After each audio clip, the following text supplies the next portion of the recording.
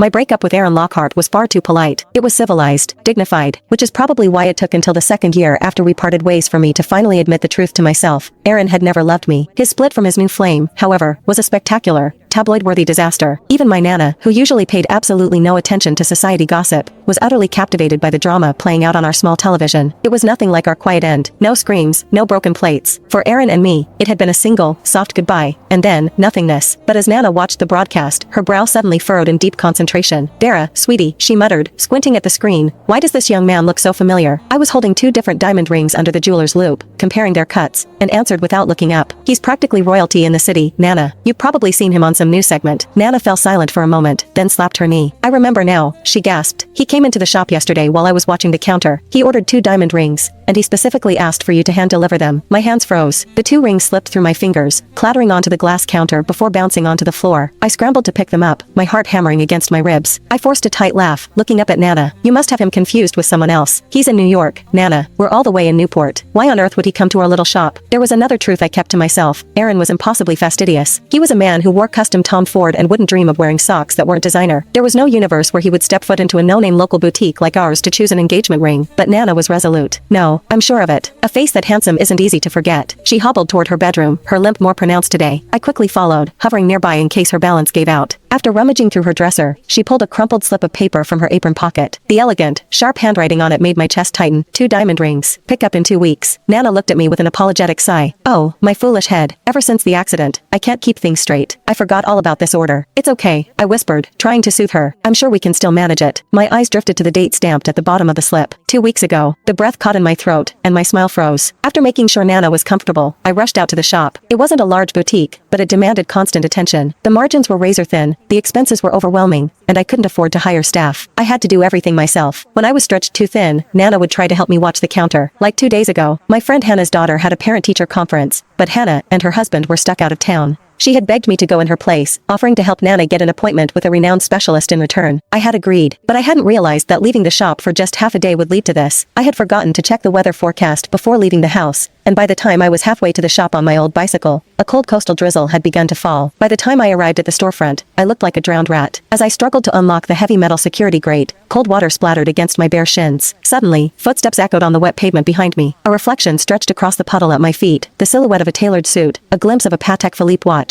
and a man impatiently tapping the handle of an umbrella. I turned around slowly, already knowing who I would see. Aaron stood there, his lips pressed into a thin, displeased line. "So this is your shop," he said, his voice carrying that familiar, low-frequency judgment. "You told me you wanted to take the world by storm. Is this the grand result?" I forced a professional smile.